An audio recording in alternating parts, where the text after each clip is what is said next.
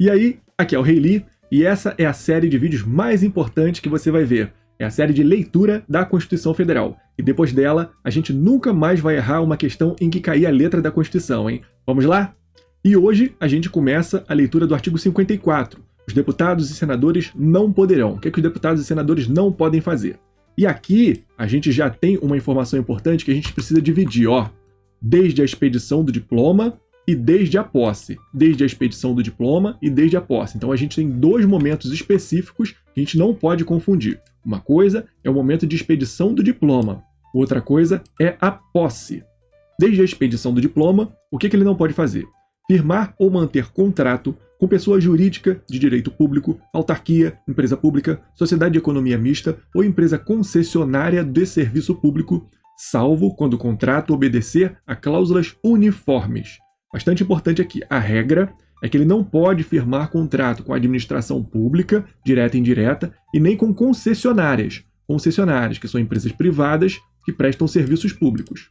Salvo quando o contrato obedecer às cláusulas uniformes, ou seja, cláusulas em que tanto ele, deputado e senador, quanto algum particular que vai firmar contrato com aquela entidade, tenha a mesma cláusula, o mesmo contrato. Meio que um contrato de adesão, né? Cláusulas uniformes. Então aqui, o deputado e o senador não pode, desde a expedição do diploma, firmar contrato. B.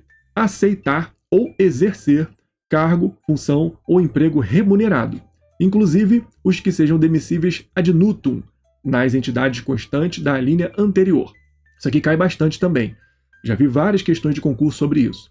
Não pode aceitar ou exercer cargo, função ou emprego remunerado. Isso aqui é óbvio, né? Ele não pode acumular nenhum cargo, função ou emprego. Inclusive os que sejam demissíveis ad nutum. E aqui é que a questão muda. Ela bota, exceto os que sejam demissíveis ad nutum. A gente acha, demissível ad nutum é aquele cargo em comissão, né? Os comissionados, por exemplo. Cargos que são de confiança de quem nomeou e podem ser exonerados a qualquer momento. Cargos demissíveis ad nutum. A gente acha, se é admissível ad nutum, pode ser que ele não tenha esse impedimento, né? Mas tem sim. Ele não pode exercer esses cargos aqui, esses cargos comissionados. Ele não pode. Se for remunerado, cargo, função ou emprego remunerado, não pode exercer. Ele fica impedido. Desde a expedição do diploma. Ele nem tomou posse ainda. Foi só a expedição do diploma. Ele está diplomado. Ele não tomou posse. Desde a posse, aí é outra coisa. Já tomou posse. Agora, ele está no exercício. Está lá, deputado federal, senador. O que ele não pode fazer? Ser proprietário, controlador ou diretor de empresa que goza de favor decorrente de contrato com pessoa jurídica de direito público, ou nela exercer função remunerada. Então aqui a gente tem um impedimento meio que óbvio, né? Se essa empresa goza de favor decorrente de contrato com pessoa jurídica de direito público, está recebendo dinheiro público. Essa empresa está recebendo direito público, certo? Então, nessa empresa, ele não pode ser proprietário, controlador, nem diretor. Proprietário, controlador, nem diretor. E também não pode nela exercer função remunerada. Tem uma incompatibilidade aqui total com essa empresa. B. Ocupar cargo ou função que sejam demissíveis ad nutum das entidades referidas no inciso 1A.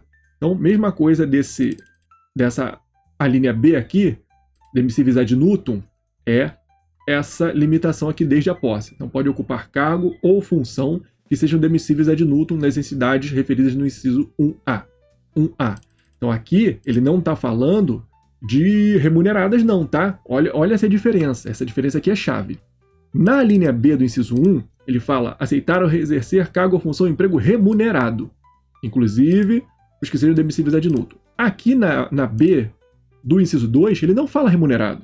Ele fala ocupar cargo ou função que sejam demissíveis ad nutum, vírgula, nas entidades referidas no inciso 1A. Então aqui, qualquer cargo, emprego ou função, mesmo que não seja remunerado.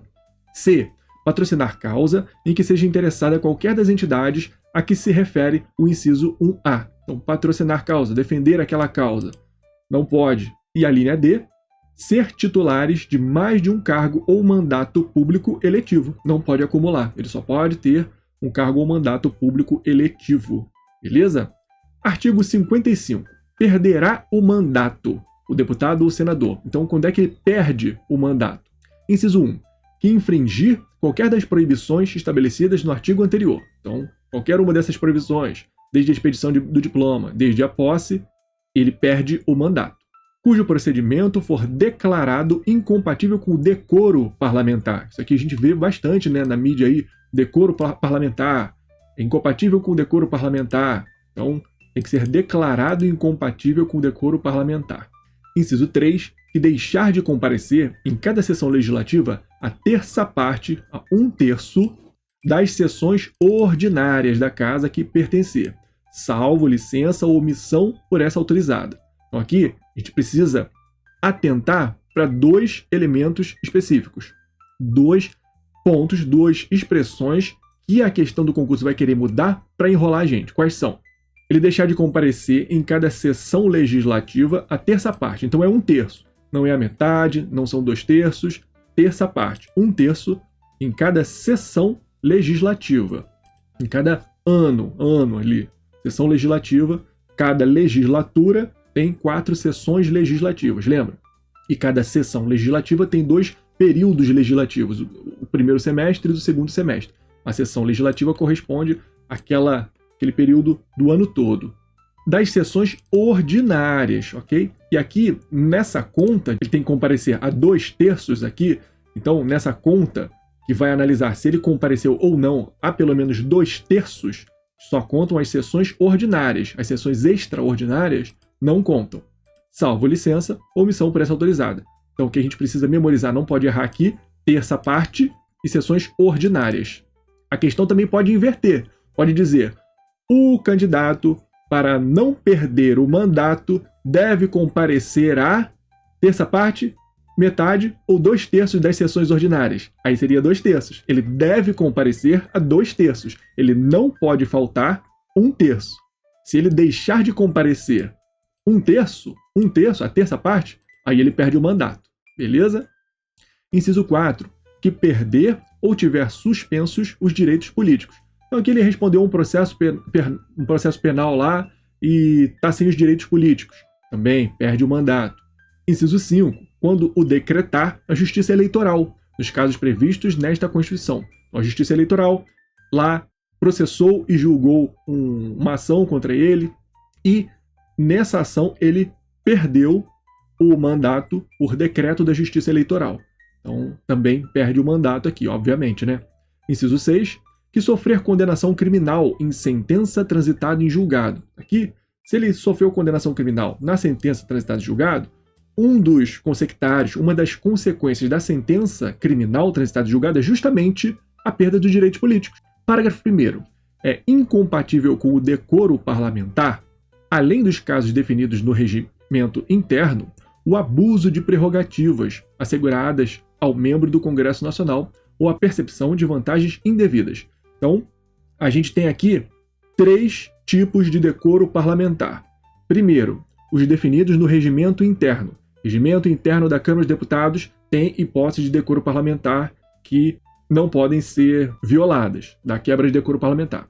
Segunda hipótese de quebra de decoro parlamentar, abuso das prerrogativas. Abuso das prerrogativas. O deputado que tem a prerrogativa de falar, tem a prerrogativa de defender a classe que ele defende. Se ele abusar das prerrogativas dele, ele pode perder o mandato por quebra de decoro parlamentar. E terceiro, o candidato que recebe vantagens indevidas. Vantagens indevidas. É típica corrupção, né? Então aqui, se ele recebeu vantagens indevidas de qualquer forma, isso dá quebra de decoro parlamentar, incompatibilidade com o decoro parlamentar, e se der incompatibilidade, acontece o que? Ele perde o mandato. Parágrafo 2º. Nos casos dos incisos 1, 2 e 6, 1, 2 e 6, quais são? 1. Infringir proibições do artigo anterior. 2. Incompatibilidade com o decoro parlamentar. E 6. Condenação criminal transitada em julgado. A perda do mandato será decidida pela Câmara dos Deputados ou pelo Senado Federal por maioria absoluta, mediante provocação da respectiva mesa ou de partido político representado no Congresso Nacional, assegurada ampla defesa. Então aqui, Se acontecer um desses casos, 1, 2 e 6, ele infringiu das proibições, ele teve uma hipótese de quebra de decoro parlamentar, ou ele sofreu condenação criminal transitada em julgado, não é uma perda automática, não. Nesses 3 casos, a perda não é automática, ela é decidida, ela não é declarada pela Câmara dos Deputados. Isso aqui é que é importante. Ela é decidida, não é declarada. A Câmara dos Deputados, o Senado Federal, vai decidir por maioria absoluta, vai botar em votação, tem que votar, maioria absoluta, mediante provocação da respectiva mesa ou de partido político representado no Congresso Nacional. Aqui é representado no Congresso Nacional, não é representado na respectiva casa, não. Não pode um partido político que é só representado lá no Senado Federal ingressar para perda do mandato de um deputado federal, ou o contrário, o partido político que é representado na Câmara dos Deputados representar para perda do mandato do senador. Aqui é possível. Nesses 3 casos, 1, 2 e 6.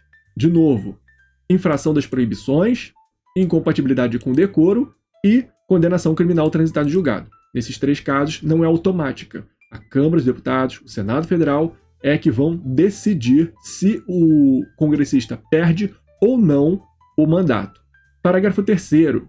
Nos casos previstos nos incisos 3 a 5, aí são os outros, né? 3 a 5, deixar de comparecer à sessão legislativa a terça parte, perder ou tiver suspensos os direitos políticos e, quando decretar a justiça eleitoral, nesses casos, a perda será declarada. Viu a diferença? Aqui é automática. A perda é só declarada. Ele já perdeu. A casa vai só declarar que ele perdeu. A perda será declarada pela mesa da casa respectiva, de ofício ou mediante provocação de qualquer dos seus membros ou de partido político representado no Congresso Nacional, assegurada a ampla defesa. Aqui também, declarada pela mesa, que é um órgão específico lá dentro. Não é declarada pela comissão, não é declarada pelo presidente do Senado, da Câmara, não. Declarada pela mesa. Bastante importante a gente saber isso aqui também. E pode ser de ofício, a própria mesa, ou mediante provocação de qualquer dos seus membros. Aqui pode ser qualquer senador, qualquer deputado, ou partido político. Aqui em cima, na decisão, quando a Câmara ou o Senado vão decidir, não pode ser membro. Percebe aqui, mediante provocação da respectiva mesa ou de partido político com representação. Aqui, membro, senador, deputado, não pode enviar para a decisão da Câmara dos Deputados, senador federal. Mas aqui, na declaração de perda, pode ser membro, pode ser deputado, pode ser senador. Essa é uma grande diferença que as bancas tentam enrolar a gente aqui também. Parágrafo 4º. A renúncia de parlamentar submetido a processo que vise ou possa levar à perda do mandato, nos termos deste artigo, terá seus efeitos suspensos até as deliberações finais que tratam os parágrafos 2º e 3º. Aqui tem aquele caso que aconteceu com o presidente Collor, né? Esse presidente Collor, ele tentou renunciar sabendo que ia sofrer um processo de impeachment. E aí, nesse caso, teve a emenda constitucional de revisão número 6 de 94 que modificou isso aqui. Se você está respondendo o processo, parlamentar submetido a processo que vise ou possa levar à perda do mandato, nos termos deste artigo, se ele renunciou, essa renúncia terá os efeitos suspensos até as deliberações finais que tratam os parágrafos 2º e 3º. Então, a renúncia dele não é que não vai existir. Você não pode renunciar. Ele pode renunciar. Só que essa renúncia fica suspensa enquanto esse processo estiver rolando. Depois que o processo acabou, se ele teve a perda do mandato declarada ou decidida, ele perde o mandato. Se ele não teve a perda do mandato declarada ou decidida, aí a renúncia vai acontecer. Ele renuncia e sai do mandato, mas porque ele renunciou. São casos diferentes. Ele vai sair de qualquer jeito, mas são hipóteses diferentes, porque se ele renuncia, ele pode voltar depois, não tem nenhum impedimento, né? Se for declarada a perda do mandato, ou decidida a perda do mandato, aí tem alguns outros impedimentos que podem ser lá das inelegibilidades, da Lei Complementar 64 de 90, tal. Então tem essas consequências diferentes. Mas isso é importante, Porque se ele renunciou, não é que ele não pode renunciar, ele pode renunciar. Só que essa renúncia fica suspensa, beleza? Artigo 56. Não perderá o mandato o deputado ou senador: 1. Investido no cargo de ministro de Estado, governador de território, secretário de Estado do Distrito Federal de território, de prefeitura de capital ou chefe de missão diplomática temporária. Então o que ele pode exercer? O deputado ou o senador podem exercer outros cargos, ele não perde o mandato. Ministro, governador, secretário de Estado do Distrito Federal, secretário de prefeitura de capital, não é qualquer prefeitura, não é qualquer município que ele pode ser secretário do prefeito, tem que ter capital, e chefe de missão diplomática temporária, não pode ser missão diplomática permanente, não. Tem que ser missão diplomática temporária. Então, nesses casos, ele não perde o mandato, ele vai exercer o cargo, continua deputado, continua senador. 2. Licenciado pela respectiva casa por motivo de doença, para tratar sem remuneração de interesse particular, desde que, neste caso, o afastamento não ultrapasse 120 dias por sessão legislativa. Então, aqui a gente tem duas licenças. Licença doença, beleza, tranquilo. E a segunda, sem remuneração, para tratamento de interesse particular. Desde que, nesse caso, o afastamento, aqui ó, de interesse particular, não pode ultrapassar 120 dias por sessão legislativa. Não é por legislatura, é por sessão legislativa. 120 dias dentro daquela sessão ele pode se afastar para interesse particular, sem remuneração. Por doença, é claro que ele vai continuar recebendo a remuneração, né? Parágrafo 1º. O suplente será convocado nos casos de vaga, de investidura em funções previstas neste artigo ou de licença superior a 120 dias. Então aqui as hipóteses em que o suplente é eleito. No caso do senador, ele é eleito com 2 suplentes, né? Então isso aqui é importante. Parágrafo 2º. Ocorrendo vaga e não havendo suplente, far-se-á eleição para preenchê-la se faltarem mais de 15 meses para o término do mandato.